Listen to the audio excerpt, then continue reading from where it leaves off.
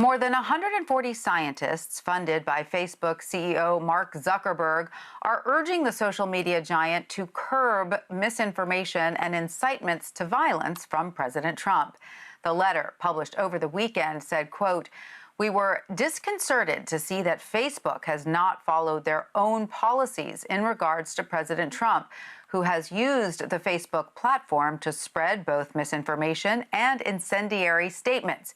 For example, his statement, quote, 'When the looting starts, the shooting starts,' is a clear statement of inciting violence." President Trump wrote that statement on his social media accounts, including Facebook and Twitter, in response to the protests over the death of George Floyd. Twitter put a warning label over the tweet, flagging it as violent content, which broke the company's policies.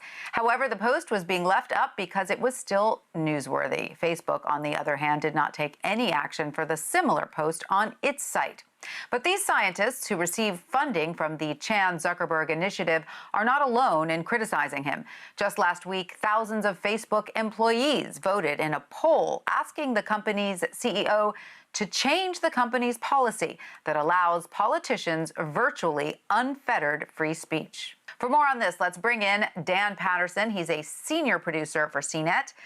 Hi, Dan. Great to see you. So Facebook CEO Mark Zuckerberg held a last-minute town hall last week to address this mounting outrage among his employees. Tell us, what is the company's work culture like, and how are the recent controversies impacting it?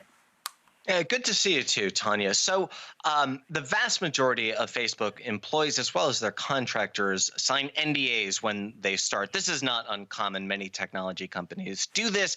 Facebook allows employees to vent frustrations, to collaborate, and generally socialize through a number of different message boards on the site. Okay, that's also pretty standard. What's not standard are the flames that have erupted in the last week or 10 days on these message boards. In fact, according to the Washington Post, at a town hall last week, employees accused Mr. Zuckerberg of being, quote, caught in an abusive relationship with President Trump. Many said that Trump was testing Zuckerberg and Facebook's policies and their boundaries ahead of the 2020 election. In fact, one employee compared it to the way a toddler or her toddler test boundaries with a parent. So this is a pretty serious firestorm that appears to be happening inside Facebook.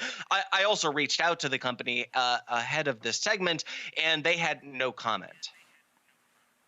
Interesting, Dan. I wonder if employees are particularly suspicious of their CEO, of their leader, Mark Zuckerberg, for a number of reasons. I want to point out, as you'll remember, last year, Mr. Trump hosted Mark Zuckerberg for an undisclosed dinner at the White House, which is already a little suspicious on the face of it. Why an undisclosed dinner? So there'd been a lot of speculation over his relationship with the president, and even whether Zuckerberg is an embed. Is this a theory that the employees are, becoming more convinced of? So it is not uncommon, as we all know, for business leaders to interact with the president. What is interesting is this, like you said a moment ago there, Tanya, this unreported meeting and a series of meetings that Mr. Zuckerberg appears to have had with the president. Look, what's really important to remember here is that Section 230 of the Communications Decency Act treats tech platforms like Facebook as kind of like neutral pipes, right? So they are not held liable for the content that users post on the site. And we also know that Mr. Trump has used that as a cudgel and as leverage. So it's not clear that the president can do what he's threatened to do, which is to repeal Section 230 and then potentially hold tech companies liable. But it definitely appears as though he's using this as leverage to kind of get what he wants, which goes back to what we just said a moment ago, that the president does appear to be testing boundaries at the company to see what he can get away with. And then on Monday, Dan, as you know, a group of current and former content moderators at Facebook. So there are guys who are supposedly checking the content, right, and making sure that it does adhere to some standards. They also spoke out in solidarity with the company's employees. So why does it matter that at that level they're talking about the issue as well?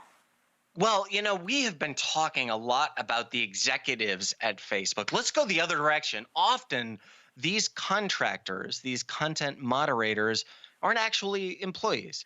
They're contracted Mm. out through organizations. Cognizant is one. And often they are low paid or they're not paid anywhere near what executives are paid.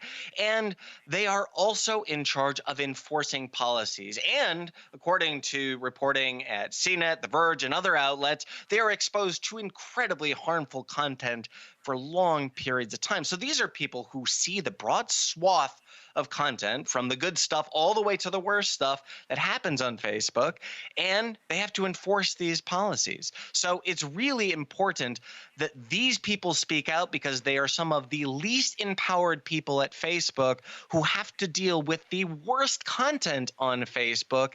And Mm. well, they have to enforce policies. So their voice really matters here.